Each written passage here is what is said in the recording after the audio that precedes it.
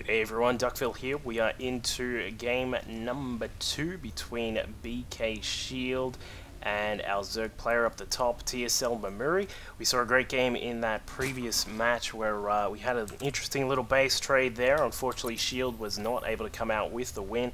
Only had one Thor to deal with 4 Mutalisks, and then that Thor got busted up by a whole bunch of Banelings. So good stuff there by Mamuri, so we'll see what he's going to get up to on this this particular game. This is an interesting tile set for one of your ladder favorites. Well, ladder favorites if you're into this particular map. This is Shakura's Plateau. This is a remake by ESV, I believe it is, the ESV team. Shout out to Prodigy SC and the other dudes at ESV. This is just slightly different to the normal ladder version. This section in the middle is just a tiny bit more open, from what I understand. Obviously, the tile set is very different. This is that that sort of desert sort of tile set, and other than that, of course, we've got the supply depots blocking at the bottom of the ramp, which help out for Mamuri here. So there's going to be no bunker shenanigans at the bottom of the ramp. Yeah, other than that, standard sort of Shakura's Plateau. I'm sorry if this is sort of lagging a tiny bit. I'm getting a bit of really weird frame lag on this. I'm not sure if this is something to do with the map or something like that, but either way, I do apologize for that, but we'll continue on, and hopefully there won't be too much of an issue here. Mamuri now scouting out what Shield is up to. He's going to see that there is no racks just as of yet. We'll see if he is actually going to go for a command center first. That could be the order of the day here from Shield, and it indeed is. He's going to go command center first, down towards that natural expansion here, becoming a bit more popular these days in the higher echelons of TVZ, just because of the fact that there's almost no chance that a 6 pool or anything sort of super cheesy like that is going to be successful in TVZ. So with the great control that, of course, that a lot of the players have, it's rare to see anything like that. Now, what it is rare to see, I've never actually seen this before, is a macro hatch from Mamuri. Now this suggests to me that he might go for just a very large sort of speedling Baneling attack. I'm not 100% sure on that. I've never actually seen someone respond to a fast CC with this. It does allow him to obviously get out a lot of extra drones, of course, although I'd be very surprised if that was the case, because it means that, because of course you can get queens out, and queens help out very much with production, so I'm not actually sure what Mamuri is going to be up to here. 2 racks completing at the top of the ramp, just making sure that he is protected in case there is a bit of a run by. He will be able to raise that supply depot there. The command center down at the bottom does finish. We'll see if he flips that into the orbital straight away. It does. Presses that button, and that's going to get the satellite dish on top, so he can get some cable TV going at that command center. The natural hatch for Mamuri finishes, and also his macro hatch inside the main is just about to complete as well. Now, Shield is going to get an easy scout on this, of course, because the spawning pool was a lot later than it could have been. He's going to be easily able to get inside, and he's going to find that there are 2 hatches inside the main. A couple of lings are going to produce as well, just to make sure he has a tiny bit of defense, and this will probably suggest that a couple of bunkers will come up for Shield, or perhaps he may move the racks down to the natural ramp here, just to make sure it's got a thick sort of wall here, and just in case anything fishy comes along from Mamuri.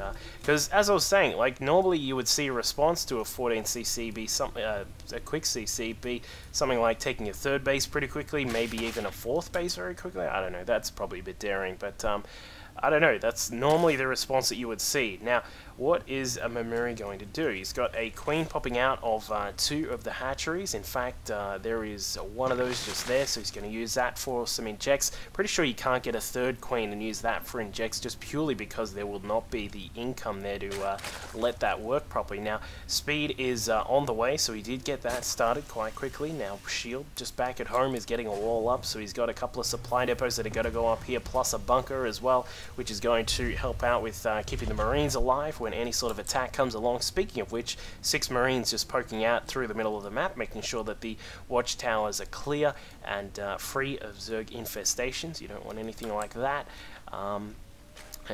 Yeah, so I'm thinking we've still only got, again, Mamuri doing that, just getting out a bunch of gas so that he has something going for speed, which he has just about completed, and then just sort of switching it into one drone. So I'm still not exactly sure what the plan is here from Mamuri. He's obviously wanting to do something as a response to that quick command center.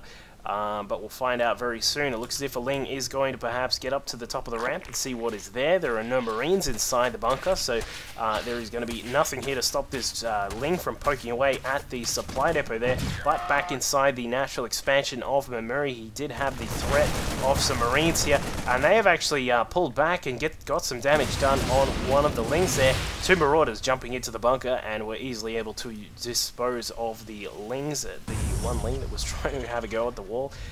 Looking at the production capabilities of SHIELD, he's now got 2 factories with reactors as well. Looks as if this could be that build with the Marauders and the Hellions. I'm thinking that's going to be the plan here, which is going to be interesting because that means that he's going to be easily able to deal with some of the Lings on the ground with the Hellions, and then of course if there is any roach threat, which there is not just yet, but there probably will be very soon, he'll be able to deal with those with the Marauders. But this push is going to be coming soon, probably once STEM is completed, but we'll find out exactly if that's going to be the plan here from SHIELD. I'm thinking that is the case. Mamuri just controlling the center section here, just making sure he's got vision with those Xel'Naga watchtowers. As we can see, he's got some good vision there, and of course on the southern one as well, you can see what's going to be coming through the middle. Still waiting for an expansion here for Mamuri as well. He does take the second gas, got four harvesters in that one for some reason, and there is the Baneling Nest, so he is going to be making sure he's got some defenses up against the bio attack. 3 spine crawlers at the ramp are prepared to do some poking. Extractors 3 and 4 going up as well, and the creep spread of course has started pushing into the middle section, but of course on this map it's very hard to get past the middle at all. And here comes that attack I was mentioning. Stim is just about to complete. The Hellions just poking around trying to take care of the extra Lings on the map. They get roasted up.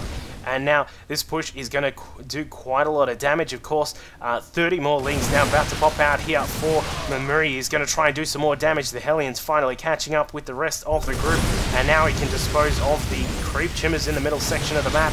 More spine crawlers going down. Baneling's now morphing in as well. Looks as if Mamuri is not going to have enough just in time here. I think this should be able to push through, and he's going to do so much damage. Some stutter step micro there.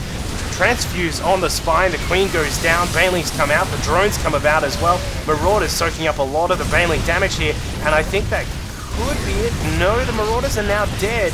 We'll see how much damage is done by these remaining Hellions here. They are roasting up a lot of the drones. We'll check the worker kill count in just a second. The Hellions now moving inside. Mamuri was not able to get the Queens to the ramp in time, and there goes a huge group of drones getting roasted up there by the Hellions. Good work by SHIELD to get inside and get some more damage done. More units being rallied out to the front here from SHIELD. In fact, he is actually done with that attack for now. Now going to switch into a mech build by the looks of it. He's going to do a little bit of a mix here. We got a couple of extra racks now coming up, so it's going to be a just going to switch into a standard sort of marine tank-based build. A few Hellions still out on the map, able to control the center section if they can, but not enough micro there from BKShield, and they go down, and the Lings are going to have a fun party after that. So SHIELD getting a lot of worker kills there, again taking 18 worker kills as he did in the previous game, and now he's going to switch into, it does look as if he's going to switch into a little bit more of a standard game and not a full-on mech. Meanwhile, Mamuri is going to get his infestation pit up. He's going to drone up quite a bit, no doubt about that, and probably look to take his third right about now if he can get some more map presence. There is a drone just sitting out at what would probably be the third base, and here he goes, so he's going to put that down. A money scan from BKShield, getting a good grip on what is going on the map. Some Lings poking at the front, not getting too much damage done, but a bunker was destroyed, or perhaps he actually salvaged that, I'm not sure. Looks as if shield should be okay for the moment. He's got good protection here with the bunkers, and also a couple of Thors going to help out as well. We've got 5 racks here, a couple with reactors going to start producing those Marines in mass quantities. Double eBay going on as well to make sure he gets his upgrades caught up, because they will be a little bit slower than what they would normally be. Marines starting to pour out, combat shields on the way, along with siege mode for those tanks. The command center getting a little bit sort of gung-ho about pushing into that third base, and gets destroyed straight away by the Lings. But looks as if now we've got shield just starting to move out here. A couple of Thors and those Marines should be okay against that many Lings. It's not going to be too much of a problem, especially when these Marines have stim. Let's just have a look at what Mamuri is up to. He still needs to restart that creep spread. Still waiting for a bit of that, Mr. Mamuri. And he's also got Infestors on the way. Pathogen glands done. +2 to melee weapons, and Carapace just about to come through as well. So looks as if he's going to switch into perhaps something along the lines of Infestor Ling Bane, perhaps. I'm not really too sure just yet. I would assume that would be the case. But no mutas. Very interesting to see.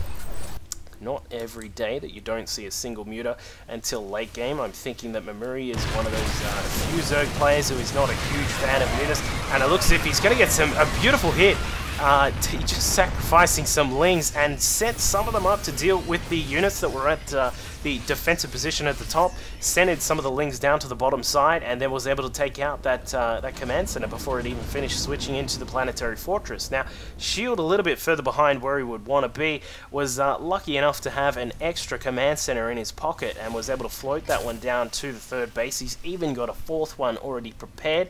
Looks as if he's going to try and get some drop harassment going through as well. Meanwhile, some Lings just pushing across the top. We'll see if they're going to be able to get anything done. I don't think so. Looks as if perhaps, though, he will give it a shot. He's going to run inside, snipe out some of these Marines and the tanks. Good control to keep most of the Lings out of trouble there. And now we can see that shield is going to try and push in and get some damage on Mamuri's third base. Of course, that third a lot later than you would normally expect on this map, but Infestors are now out, so he will have a little bit more control over his positioning. So it looks as if this Infestor, if he gets a good fungal off, should be able to deal some damage to those Marines, and he does. There is the medevac. Not actually sure what the medevac was up to there, not healing at all. I think that was just on move command, so he was not able to heal up all of those Marines straight away. The Lings trying to push in against this quad tank force that has some Marines, Thors, and Marauders backing up, so he wasn't able to get anything done there. Creep spread finally starting again here for Mamuri, trying to take a fourth base as well. That would not be surprised if he tries to get a fifth down the southern side as well. But double drops are going to be on the way very soon here for shield. Where did that? There was an extra medevac somewhere. Don't know where it is. But we've got +2 to weapons on the way here for shield. He's got +1 to armor. A little bit slow on the armor front there. Probably didn't have the gas prepared for that. The Ghost Academy on the way, so he's going to start cranking out those ghosts. As we said, this is from an older patch. This is from 1.4.2, so the ghosts are still quite liable against all those high-level Zerg techs. Marines dropping inside, saying hello to the Queens, taking care of one of them, taking care of a few Lings, and they should be able to get rid of the rest of the units that are in here as well. A lot of drones stuck on that mineral patch, and the extra drones that are on this southern side also trying to do a bit of damage. Some Vikings floating around trying to see if they can catch some random overlords. Marines do escape. There's 5 of them inside the medevac, and they will be able to float away to fight another day. The Vikings, meanwhile, getting nothing done down on the southern side of the map. It looks as if the medevac was caught out there by a fungal and a couple of infested Terrans. Shield doing a good job zoning the map here. I really like what he's doing. He's getting just a couple of tanks out. You don't want to spread too thin. And of course, like a piece of toast, you don't want to spread it too thick, because otherwise it just gets, you know, not cool at all. And then a medevac was trying to get some damage done, but nothing available for that one. But as I was saying, shield just now pushing across. He's going to take this base here, flick that into a planetary fortress, and then hold the center positions here. And that's when this map turns into a little bit of trouble, because if you can't push through this middle section that's covered by tanks, Marines, turrets, of course, you can run into quite a bit of trouble. And now I love this from Shield, dropping up a couple of tanks on the top side of that cliff there. He's going to have a massive amount of vision through this center section there, and a lot of capabilities for the tanks to do a lot of damage. And we'll see how Mamuri is going to deal with this. There is a Viking up the top harassing some of these Overlords. You can hear them just being very unhappy with their situation in life. Overlord does go down. Interestingly, supply blocks Mamuri there, so I'm a little bit surprised that happened. But, you know, it does happen from time to time when you're in this sort of game here. You're sitting around at 132 average APM. That's Blizzard APM, keep in mind, of the old variety. So that's still quite decent there from these guys. Looks as if there will be a switch to Ultralisk in just a second here from Mamuri. He's got, there it is, he's got the Ultralisk haven't done. We've got the upgrade for the armor also just about to complete as well. Once he gets that done, these Ultras will pop out and will do all sorts of havoc. And here we go, finally, it's good to see a Zerg using the old Doom Drop Brood War style. He's going to bring in a bunch of these Overlords and bring in some of the Lings to cause some pain inside the main here. This is the one problem with doing what Shield has done, is that you have a lot of trouble getting back inside your main. Now, a lot of these Lings coming across here, they want to try and deny some of these upgrade buildings here. If he can get that Ghost Academy before the upgrade finishes, which I'm assuming was the energy, and he does get that down. The engineering base also going down. Beautiful work there from Mamuri. Now he's also pushing through the middle here. The Lings trying to get some damage done. There is what looks to be a drop from Shield, but that looks to have been cleaned up relatively easy here. And then another drop down inside the 4th, 5th base as well. Going to be able to clean up a lot of this. The one random Ultralisk coming inside. He's got +3 to his armor and +2 to weapons. In fact, +5 to armor now. The Lings have been cleaned up, so there was no, apart from the Ghost Academy, the eBay, and then perhaps some of the leftover supply depots there, there wasn't a massive amount of damage done, but another drop from Mamuri up the top, denying this attempted 5th base here for Shield. He does have the 4th across at this side here, so he's not going to be too badly off there in terms of his economy. But now with these Ultralisks out, we'll wait to see if +3 comes along from Mamuri, and then things get a little bit interesting. Now, Ultralisk not the best way to win a game, but certainly it can be done, as proven by MVP Sniper last night, who took a game off the old MVP. It's not the easiest thing to do, especially with Ultralisk. So we'll find out if Shield is going to be the victim of Ultralisk again. We've got a few Infestors out as well, which are going to help out with keeping those Ultras alive by dropping down some Fungals on the Marines and Marauders. A lot of Lings out. They do have, I believe they have the, where is it?